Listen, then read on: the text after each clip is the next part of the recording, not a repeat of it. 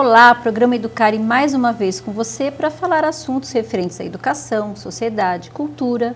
E hoje vamos falar sobre o Ano Internacional das Cooperativas. Meu convidado hoje é o vice-presidente de cooperativa, Márcio Vale. Tudo bem, Márcio? Tudo bem, Luciane. Você pode participar aqui do nosso programa mandando e-mail para programabc@netservicos.com.br e também pode nos seguir no Twitter no @programaeducare. Márcio, cooperativa a gente fala, mas a história vem de longa data, né? As cooperativas. Isso, as cooperativas são bastante antigas, são quase 200 anos de existência já, de uma maneira formal, mas o movimento, a intenção de se trabalhar de uma maneira mais cooperativa vem desde o século XVI.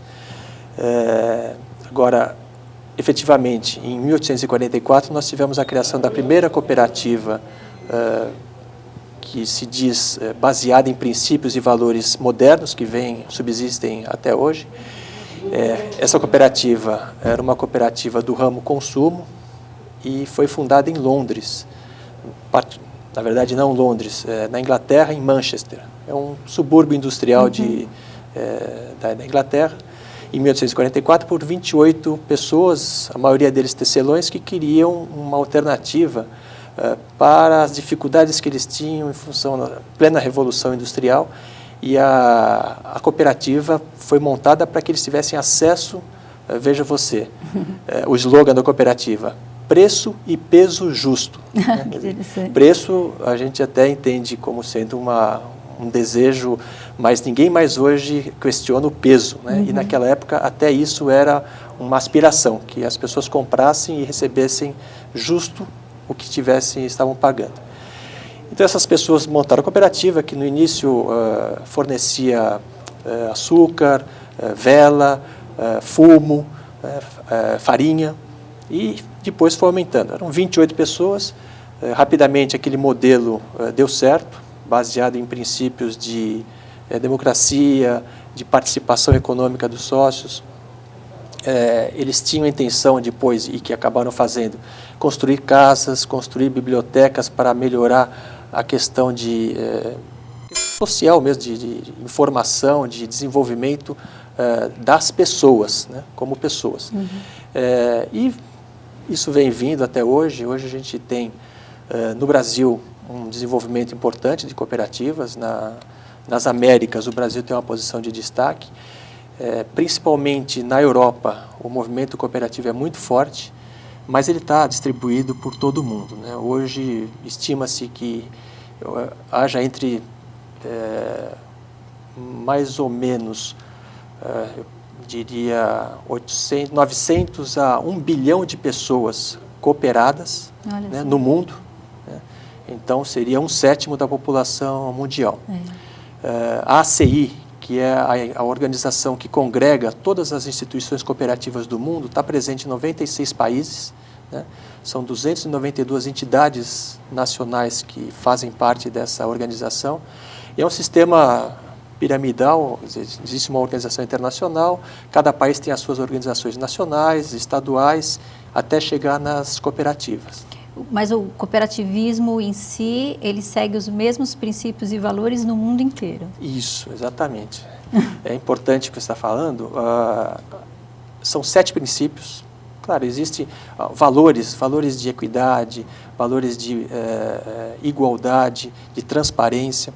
E desde 1844, quando aquela cooperativa foi criada, foram estabelecidos alguns princípios que depois, em 1995, na mesma cidade de Manchester, durante uma conferência da Aliança Cooperativa Internacional, foram revistos e completados, atualizados, e hoje então nós temos 7 princípios que regem o negócio cooperativo ou a empresa cooperativa. Né? Então, os princípios, bem rapidamente, falam sobre autonomia e independência, né, da cooperativa, adesão livre e voluntária, a parte de educação, formação e informação, participação econômica dos sócios. Quer dizer, o sócio, para entrar na cooperativa, ele participa economicamente para viabilizar o empreendimento. Né? Ao mesmo tempo, existe um outro princípio de controle democrático dos sócios. É diferente de uma empresa de capital, onde você tem a sua participação, o seu poder de decisão baseado no número de cotas ou de ações que você tenha na empresa. Na cooperativa, cada pessoa vale um voto, independente da participação econômica que ela tenha. Então, 5. Além disso, nós temos mais 2 princípios, um de intercooperação, que veio mais recentemente, justamente porque naquela época só tinha uma cooperativa, um tipo de cooperativa. Então, nós temos o princípio da intercooperação, que é viabilizar, facilitar, favorecer os negócios entre cooperativas. E o último princípio, que é bastante atual, que é a preocupação com a comunidade. Nesse princípio estão envolvidos aspectos de responsabilidade socioambiental, de inserção da cooperativa na comunidade em que atua, porque a cooperativa tem uma particularidade única, que é a dupla qualidade do cooperado. E essa dupla qualidade só a cooperativa tem. O cooperado é dono e cliente ao mesmo tempo. É a única organização que tem esse tipo de qualidade, dupla qualidade. Se você pegar uma empresa de capital, você tem um acionista, você tem o dono que não é o cliente, ele tem que justamente, ele vive de obter receitas externas, ou para aumentar o seu patrimônio, ou para melhorar a empresa da qual ele detém o controle. Uma associação, uma organização, mesmo a igreja, todas essas organizações, você tem um polo que é o cliente, que recebe o serviço ou o produto, e você tem outro polo que é o proprietário, o administrador. A cooperativa, o cooperado, as pessoas se unem para a realização de um serviço para eles mesmos. Então, essa característica torna a cooperativa um empreendimento único e que dá algumas vantagens e diferencia a cooperativa das outras empresas. Então, uma das vantagens é a própria fidelidade. Quer dizer, eu preciso da cooperativa para conseguir aquilo que eu estava querendo, e que eu me esforcei, que me dediquei para criar a cooperativa. Então, essa é uma questão. A fidelidade aumenta muito. A outra questão é que o cooperado ele vai fazer de tudo para aquele negócio dar certo. Ele confia na cooperativa e o oposto também. A cooperativa, ela é do cooperado. Então, ela tem uma vigilância muito maior. Ou seja, a transparência, os mecanismos de governança numa cooperativa são muito mais críticos, mais necessários e mais vulneráveis, porque você tem cada dono que está usando o produto ou o serviço da cooperativa, ele está fiscalizando a cooperativa como dono e como cliente. Né? O que torna o nosso negócio fascinante. E interessante essa questão, quando a gente fala cooperativa, a princípio, tem alguns lugares que tem cooperativa na área de varejo, mas quando se fala cooperativa, a primeira coisa que vem é a questão agrícola, né? Mas não tem vários setores, principalmente hoje, né? Mesmo na parte urbana, tem muitas cooperativas em vários setores. Isso, no Brasil, isso é uma característica do Brasil. Outros países classificam diferentemente, embora o mecanismo de operação e os princípios que eu enumerei, os 7 princípios, sejam os mesmos. Mas no Brasil nós temos 13 ramos de cooperativas. Então, um deles é o agropecuário, mas nós temos o ramo de consumo, né, que opera num modelo semelhante a um supermercado. Nós temos cooperativas da área de saúde, as cooperativas odontológicas, cooperativas médicas, né, cooperativas de serviços, né, ou de trabalho. Por exemplo, aqui em São Paulo nós temos o aeroporto internacional e a operação do serviço de táxi do aeroporto é feito por uma cooperativa. Então, é uma cooperativa de trabalho. Cooperativas de produção, que normalmente acontece de uma empresa que acaba tendo que encerrar suas atividades e os operários, os trabalhadores da empresa tomam conta da empresa e acabam recuperando e tendo aí um modelo de produção. E tem até algumas situações que eu me recordo de empresas que foram à falência quanto modelo de negócio, empresa privada que os funcionários assumiram no formato de cooperativa. Isso, depois. exatamente. E conseguem não só reverter, como ter modelos de negócio de sucesso. Então, realmente, são 13, aqui no Brasil, 13 ramos, né, de cooperativas.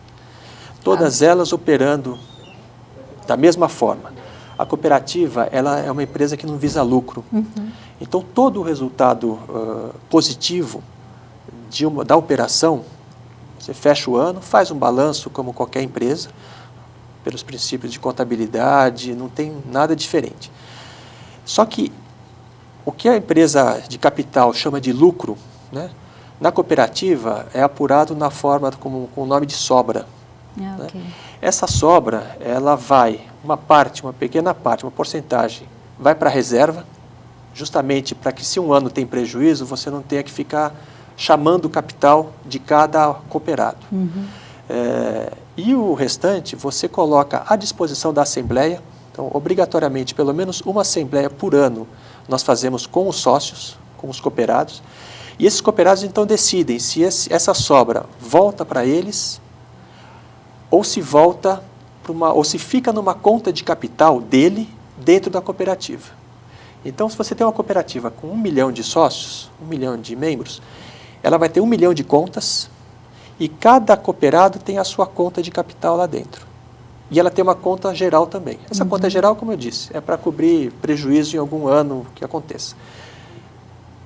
A sobra, então, pode ir para essa conta de capital e se um dia o cooperado sair da cooperativa, ele leva esse valor, ou então ele recebe isso naquele mesmo ano. Se a Assembleia optar por distribuir 100% das sobras, ele vai ter essa sobra em dinheiro ou em produto, depende do tipo da cooperativa.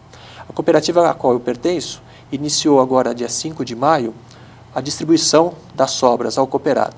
Então, o cooperado que está na loja se abastecendo de produtos, na hora que ele chega no caixa, o monitor da operadora de caixa já mostra, olha, o Márcio tem direito a um retorno da sobra no valor de tanto, que é a sobra do que eu dei a mais o ano passado, ao comprar os produtos, mas que ficou sobrando. Então, esse dinheiro volta para mim. E vai voltar na proporção das minhas operações com a cooperativa. Então, se a Luciene comprou o dobro do que eu, o retorno da Luciene vai ser o dobro do meu retorno nesse ano. Proporcional à operação. E não proporcional ao capital que você tenha lá dentro. Certo. Estamos falando hoje sobre o Ano Internacional das Cooperativas. Vamos para um breve intervalo e voltamos já.